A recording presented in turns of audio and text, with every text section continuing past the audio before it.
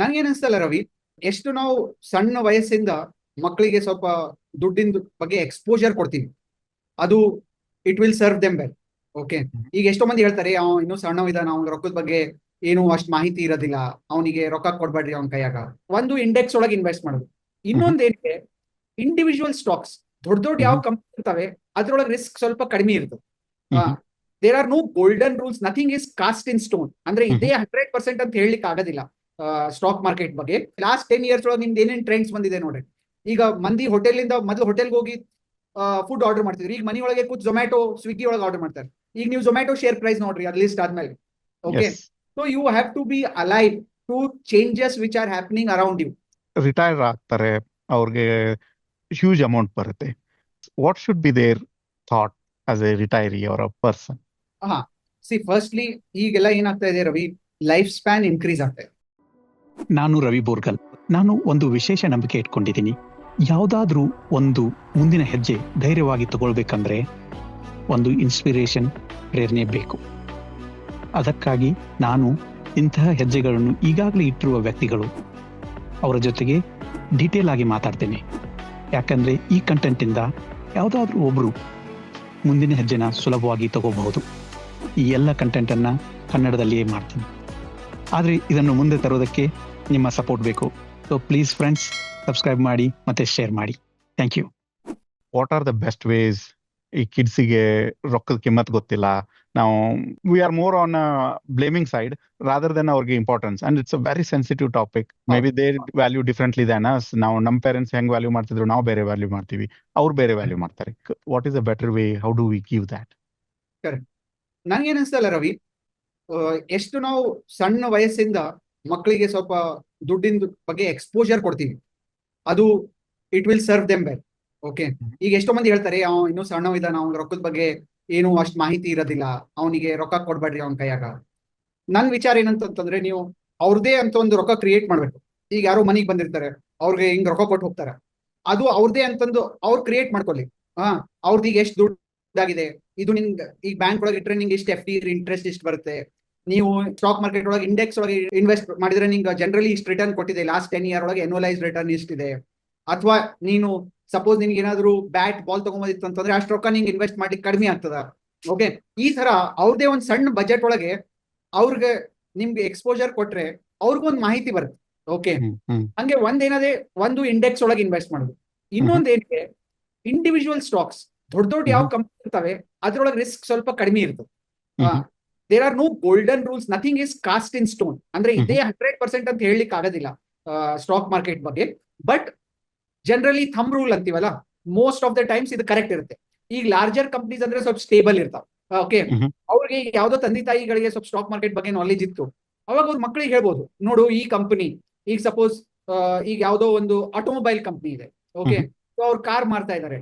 Okay. ಈಗ ನಿಮ್ ಸುತ್ತ ನಿಮ್ಗೆ ಜಾಸ್ತಿ ಆ ಕಂಪ್ನಿ ಕಾರ್ ಕಾಣಿಸ್ತಾ ಇತ್ತು, ಎಲ್ಲರೂ ಆ ಕಂಪ್ನಿ ಕಾರ್ ಬಗ್ಗೆ ಬಹಳ ಒಳ್ಳೆ ಒಳ್ಳೆ ಮಾತು ಹೇಳ್ತಾ ಇದ್ರು. ಈಗ ಸಪೋಸ್ 90s ಒಳಗೆ ಮೊದಲು ಅಂಬಾಸಿಡರ್ ಕಾರ್ ಇರ್ತಿತ್ತು, ಆಮೇಲೆ ಮಾರುತಿ ಬಂತು. ಮಾರುತಿ ಏನಾಯ್ತು, ಕಾರ್ ಪ್ರೈಸ್ ಕಡಿಮೆ ಮಾಡಿದ್ರು. ಅವಾಗ ಎಲ್ಲರಿಗಿಂತ ಫೇಮಸ್ ಬ್ರ್ಯಾಂಡ್ ಅಂದ್ರೆ ಮಾರುತಿ ಆಗ್ತಾ ಇತ್ತು. ಅವಾಗ ಯಾರೋ ಈಗ ಸಪೋಸ್ ನೀವು ಅವಾಗ ಚಿಕ್ಕವರಿದ್ವಿ, ನಮಗದು ಯಾರೋ ದುಡ್ಡು ಕೊಟ್ಟು ಇದು ನೀವು ಬೇಕಾದ್ರೆ ಮಾರುತಿ ಒಳಗೆ ಇನ್ವೆಸ್ಟ್ ಮಾಡೋದು, ನಿಮ್ಗೆ ಯಾವ ಕಾರ್ ಕಂಪ್ನಿ ಚಲೋ ಅನ್ಸ್ತಾ ಅದ್ರೊಳಗೆ ಇನ್ವೆಸ್ಟ್ ಮಾಡ್ರಿ ಅಂತ ಹೇಳಿದ್ರೆ, ಈಗ 90s ಇಂದ ಇಲ್ಲಿವರೆಗೂ mostly Maruti share price has become maybe more than 100 times. Okay. Stock market ಅಲ್ಲಿ ಇನ್ವೆಸ್ಟ್ ಮಾಡ್ಬೇಕಾದ್ರೆ ಫೈನಾನ್ಷಿಯಲ್ ಜೀನಿಯಸ್ ಅಂತಾನೆ ಇರ್ಬೇಕಂತಿಲ್ಲ. ನೀವು ಸುತ್ತಮುತ್ತ ನೋಡಿದ್ರು ನಿಮಗೆ ಟ್ರೆಂಡ್ಸ್ ಕಾಣಿಸ್ಬೋದು. ಸೊ ಈ ತರ ನೀವು ಮಕ್ಕಳಿಗೆ ಒಂಥರ ಎಕ್ಸ್ಪೋಜರ್ ಕೊಡ್ಬೋದು. ಓಕೆ. ಅವ್ರಿಗೆ MBA ಫೈನಾನ್ಸ್ ಮಾಡಿದ್ರೆ ಅಥವಾ CA ಓದಿದ್ರೆ ಸ್ಟಾಕ್ ಮಾರ್ಕೆಟ್ ಒಳಗೆ ಇನ್ವೆಸ್ಟ್ ಮಾಡ್ಬೇಕಂತ ಏನಿಲ್ಲ. ಓಕೆ. ಸುತ್ತಮುತ್ತ ಏನ್ ನಡೀತಾ ಇದೆ, you have to keep your eyes ears open and brain active. ಅವಾಗ ನಿಮ್ ಕಣ್ ಮುಂದೆನೆ ದೇವ್ರು ನಿಮ್ಗೆ ಇನ್ವೆಸ್ಟ್ಮೆಂಟ್ ಅಪಾರ್ಚುನಿಟೀಸ್ ತಂದು ಕೊಡ್ಬೋದು. ಲಾಸ್ಟ್ 10 years ಒಳಗೆ ನಿಮ್ದು ಏನೇನು ಟ್ರೆಂಡ್ಸ್ ಬಂದಿದೆ ನೋಡ್ರಿ. ಈಗ ಮಂದಿ ಹೋಟೆಲಿಂದ ಮೊದಲು ಹೋಟೆಲ್ಗೆ ಹೋಗಿ ಫುಡ್ ಆರ್ಡರ್ ಮಾಡ್ತಿದ್ರು, ಈಗ ಮನಿ ಒಳಗೆ ಕೂತ್ ಝೊಮ್ಯಾಟೊ ಸ್ವಿಗ್ಗಿ ಒಳಗೆ ಆರ್ಡರ್ ಮಾಡ್ತಾರೆ. ಈಗ ನೀವು ಝೊಮ್ಯಾಟೊ ಶೇರ್ ಪ್ರೈಸ್ ನೋಡ್ರಿ ಅದು ಲಿಸ್ಟ್ ಆದ್ಮೇಲೆ. Okay. So you have to be alive to changes which are happening around you and try to connect it with the stock market if possible. Okay, perfect.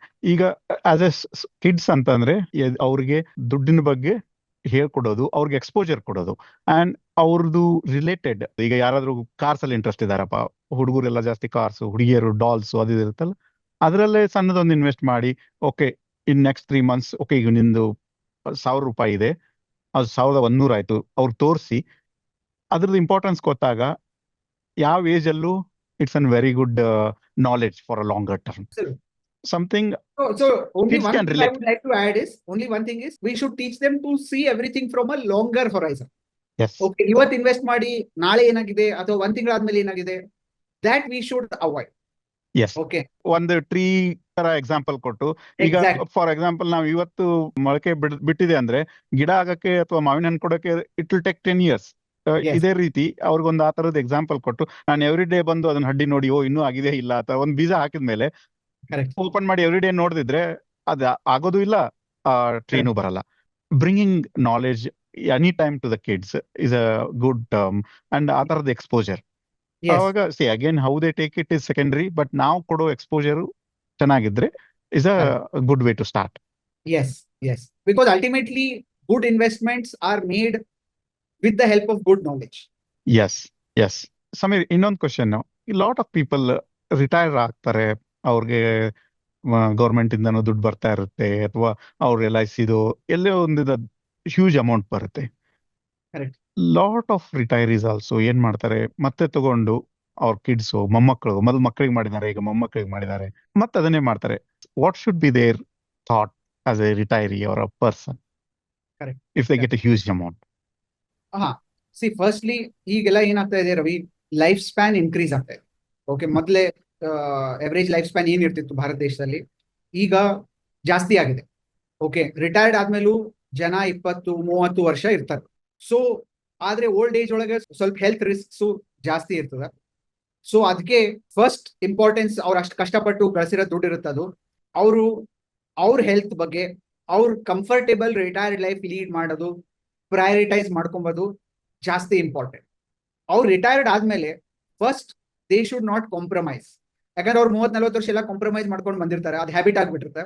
So they should little bit change their thinking. They have to also prioritise themselves. Substantial corpus ಏನ್ ಸಿಗ್ತದೆ ಅಂತ ನೀವು ಹೇಳಿದ್ರಲ್ಲ, government ಇಂದ ಬಂದಿರ್ಬೋದು, LIC ಇಂದ ಬಂದಿರ್ಬೋದು. Okay, they should definitely keep it with themselves. They should not be in a hurry to give it away. Saving is one thing. Now you have crossed that. You need to enjoy that fruit. Exactly. Samir, lot of people ಏನಂತಾರೆ ಅಂದ್ರೆ, at least people who are new, stock market is a gamble ಅಂತಾರೆ. Is it or is it not? And how do we change that? So ನೀವು index ಒಳಗೆ invest ಮಾಡಿದ್ರೆ it cannot be a gamble. ಯಾಕಂದ್ರೆ ನೀವು top sectors, banking sector, consumer sector, oil and gas, pharma, metals, ಇವೆಲ್ಲ sectors ಅಲ್ಲಿ top 2-3 company, IT sector ಎಲ್ಲ ಕಂಪ್ನಿಯಲ್ಲಿ 2-3 best performing stocks ತಗೊಂಡು, ದೊಡ್ಡ ಸ್ಟಾಕ್ಸ್ ತಗೊಂಡು ಇಂಡೆಕ್ಸ್ ಫಾರ್ಮ್ ಆಗಿದೆ. ನಮ್ ಸ್ಟ್ರೆಂತ್ ಏನಿದೆ ಅದು ನಮ್ಗೆ ಗೊತ್ತಾಗುತ್ತೆ. ಈಗ ಯಾರಿಗೋ ರಿಯಲ್ ಎಸ್ಟೇಟ್ ಬಗ್ಗೆ ಬಹಳ ನಾಲೆಜ್ ಇರ್ಬೋದು, ಓಕೆ, ಅವ್ರಿಗೆ ಅದು ಟ್ರೆಂಡ್ಸ್ ಬೆಟರ್ ಅಂಡರ್ಸ್ಟ್ಯಾಂಡ್ ಆಗ್ತಿರ್ಬೋದು. ಸೊ ಅವ್ರಿಗೆ ರಿಯಲ್ ಎಸ್ಟೇಟ್ ಒಳಗೆ ಇನ್ವೆಸ್ಟ್ ಮಾಡಿದ್ರೆ may be they will earn very well.